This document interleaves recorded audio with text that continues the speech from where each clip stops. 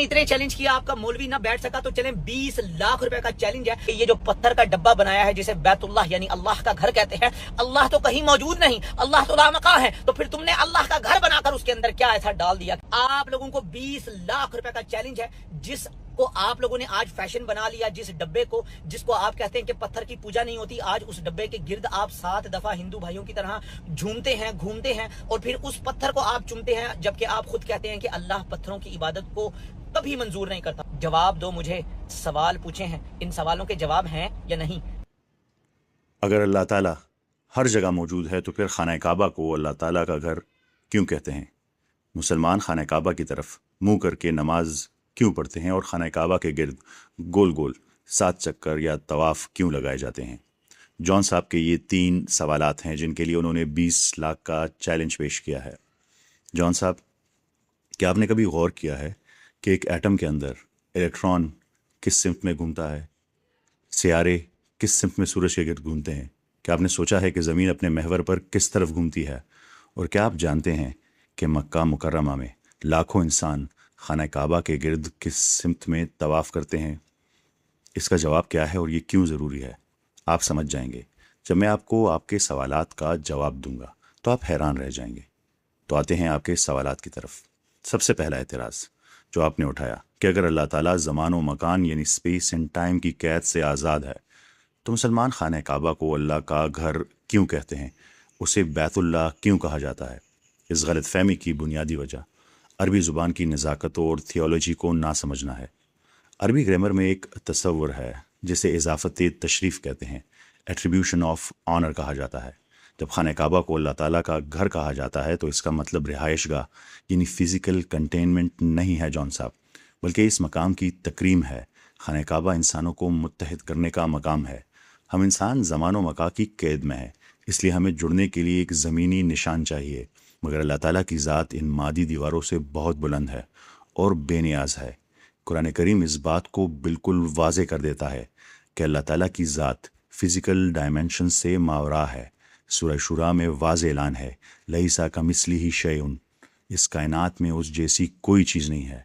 और सूरह बकरा कहती है, मशरिक़ और मगरिब अल्लाह ही के हैं, तुम जिधर रुख करो उधर अल्लाह की ज़ात है। यानी खाना काबा अल्लाह ताला के रहने की जगह नहीं है, बल्कि हम इंसानों के लिए एक रेफरेंस पॉइंट है। चूँकि हम इंसान ज़मान व मकान स्पेस टाइम में कैद हैं, हमें जुड़ने के लिए एक फ़िज़िकल मरकज़ चाहिए, जबकि अल्लाह ताला इस कैद से बिल्कुल आज़ाद हैं। अब आते हैं आपके दूसरे एतराज़ की तरफ। मुसलमान एक पत्थर के घर की तरफ नमाज क्यों पढ़ते हैं, खाना काबा की तरफ नमाज क्यों पढ़ते हैं? क्या ये बुत परस्ती नहीं है? या हमें एक बारीक लेकिन इंतहाई अहम फ़र्क को समझना होगा। किसी चीज़ की इबादत करने और किसी चीज़ की तरफ रुख करने में, इबादत करने में ज़मीन आसमान का फ़र्क है। किसी चीज़ की इबादत करने यानी प्रेइंग टू एन ऑब्जेक्ट, और किसी चीज़ की तरफ रुख करके इबादत करने यानी praying towards a focal point में ज़मीन आसमान का फ़र्क है। आप पूछ सकते हैं कि फिर मखसूस किबला रुख की ज़रूरत क्या है? अगर अल्लाह ताला हर जगह है तो हर सिमत में नमाज क्यों नहीं पढ़ सकते? फ़िज़िक्स और सिस्टम थ्योरी का एक बुनियादी उसूल है कि अगर किसी भी बड़े और पेचीदा यानी कॉम्प्लिकेटेड सिस्टम में एक यूनिफाइड वेक्टर ना हो तो वह सिस्टम एंट्रोपी यानी शदीद इंतशार का शिकार हो जाता है। आज दुनिया में तकरीबन 2 अरब मुसलमान हैं। फ़र्ज़ करें कि नमाज का वक्त होता है और कोई किबला, कोई मरकज़ मुकर्रर नहीं है। कोई शख्स शुमाल की तरफ मुँह करके खड़ा है, कोई जुनूब की तरफ, कोई मशरिक़ की तरफ। ये कैसा मंज़र होगा? ये एक बेहंगम और बेतरतीब हुजूम का मंज़र होगा।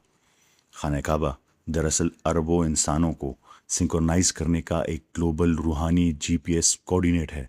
ये जोग्राफियाई मरकज़ इस बात को यकीनी बनाता है कि चाहे आप न्यूयॉर्क में हो, टोक्यो में हो या इस्लामाबाद में, जब आप सजदा करेंगे तो पूरी दुनिया के मुसलमान एक ही लम्हे में एक ही मरकज़ पर मुत्तहिद होंगे।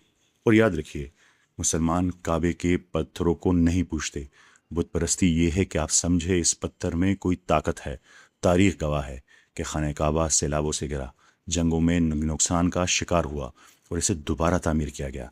अगर वहाँ इमारत आर्जी तौर पर मौजूद ना भी हो तब भी पूरी दुनिया के मुसलमान उसी जगह, उसी GPS कोऑर्डिनेट की तरफ रुख करेंगे, क्योंकि असल अहमियत इस सिमत पर जमा होने के हुक्म की है जो अल्लाह ताला का है।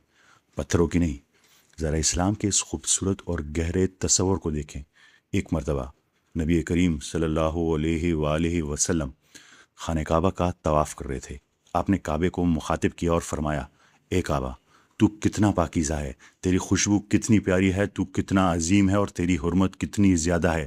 لیکن اس ذات کی قسم جس کے ہاتھ میں میری جان ہے، اللہ تعالیٰ کے نزدیک ایک مومن کے دل اور اس کی جان کی حرمت تیری حرمت سے بھی زیادہ ہے. ذرا سوچئے، جس پتھر کی عمارت پر ایتھیسٹ طنز کرتے ہیں، ہمارا دین تو یہ سکھاتا ہے کہ اس کائنات کے مقدس ترین عمارت کی اہمیت بھی ایک انسان، ایک مومن کے دل کے سامنے کم ہے. خانہ کعبہ تو صرف ہمارے جسموں کے رخ کرنے کا ایک فزیکل مرکز ہے. اب آتے ہیں سب سے دلچسپ اور سائنسی حوالے سے حیران کن اعتراض پر کہ مسلمان خانہ کعبہ کے گرد گول چکر کیوں لگاتے ہیں، طواف کیوں کرتے ہیں، اور وہ بھی اینٹی کلاک وائز، اور صرف 7 چکر کیوں؟ کیا یہ واقعی کوئی بے معنی رسم ہے؟ ذرا سائنس کی اینک سے دیکھیں جان صاحب.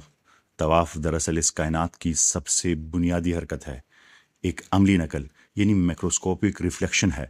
کائناتی میں کوئی بھی چیز ساکن نہیں ہے. آپ مائکرو کاسموس یعنی ایٹم کو دیکھیں، نیوکلس کے گرد الیکٹران کس سمت میں گھوم رہے ہیں؟ Anticlockwise. اب آپ میکرو کاسموس میں آ جائیں، ہماری زمین اپنے محور میں کس سمت میں گھوم رہی ہے؟ Anticlockwise. چاند زمین کے گرد اور سیارے سورج کے گرد کس سمت میں چکر لگا رہے ہیں؟ Anticlockwise. اور ہمارا پورا نظام شمسی، ہماری کہکشاں ملکی وے کے بلیک ہول کے گرد کس سمت میں محور گردش ہیں؟ اینٹی کلاک وائز جان صاحب. حتیٰ کہ میتھمیٹکس اور فزکس میں جو اسٹینڈرڈ پازیٹیو روٹیشن ہے وہ ہمیشہ کاؤنٹر کلاک وائز کو ہی مانا جاتا ہے. انسانی جسم کی طرف آئیں، ہمارا دل ہمارے سینے میں بائیں جانب ہے.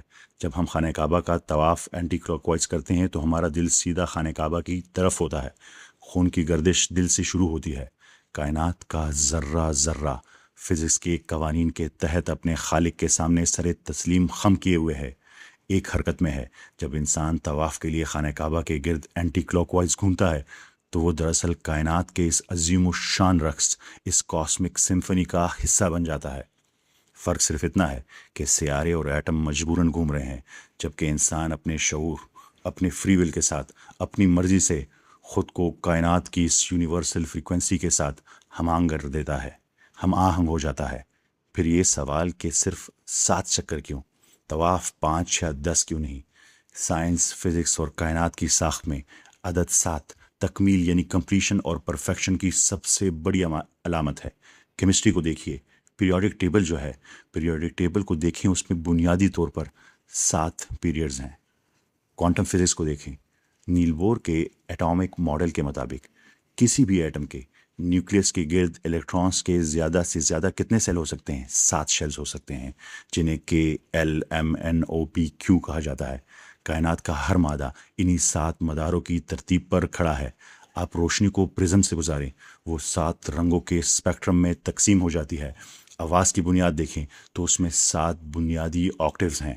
وقت کو دیکھیں، انسانی تاریخ اور فلکیاتی کیلنڈر میں ہفتے کے 7 دن ہیں. اور جب ہم قرآن کریم پڑھتے ہیں تو اللہ تعالیٰ بار بار کائنات کی ساخت کو 7 آسمانوں، 7 سماوات سے تعبیر کرتا ہے. 7 چکر لگانا کوئی حادثاتی نمبر نہیں ہے. جب ایک مسلمان 7 چکر مکمل کرتا ہے تو یہ اس بات کا علامتی اعلان ہے کہ کائنات کی بنیادی ساخت، ایٹم کے 7 شیل سے لے کر وقت کے چکر 7 دن اور کائنات کی وسعت 7 آسمانوں تک، ہم نے اپنی ہستی کے ہر پہلو کو ایک خالق کے تابع کر دیا ہے. جان شکی صاحب جیسے دوستوں کو شاید یہ محض ایک پتھر کی عمارت اور کچھ بے معنی چکر لگیں، لیکن سچائی بہت سادہ اور گہری ہے. ہم خدا کو کسی عمارت میں قید نہیں کرتے، بلکہ اسے ایک مرکز کے ذریعے پوری انسانیت کو متحد کرتے ہیں. ہم پتھر کی پوجا نہیں کرتے، بلکہ اس پتھر کے خالق کو سجدہ کرتے ہیں. اور ہم بلا مقصد گول گول نہیں گھومتے، طواف نہیں کرتے، بلکہ خود کو کائنات کے اس عظیم نظام سے جوڑتے ہیں جس پر ایٹم سے لے کر کہکشائیں سب محو گردش ہے. اسلام محض چند رسموں کا نام نہیں ہے جان صاحب، یہ وہ سچائی ہے جہاں سائنس، منطق اور روحانیت ایک ہی نقطے پر آ کر مکمل ہو جاتے ہیں. امید ہے آپ کو میرا پیغام مل چکا ہوگا، ورنہ آپ سب دوستوں سے گزارش ہے کہ یہ پیغام ضرور جون صاحب اور ان جیسے لوگوں کو پہنچائے تاکہ انہیں اللہ تعالیٰ کی حقانیت، اسلام کی سچائی کا یقین ہو سکے۔ آپ سب کا بہت بہت شکریہ۔ ملتے ہیں اگلی بار۔ اللہ حافظ۔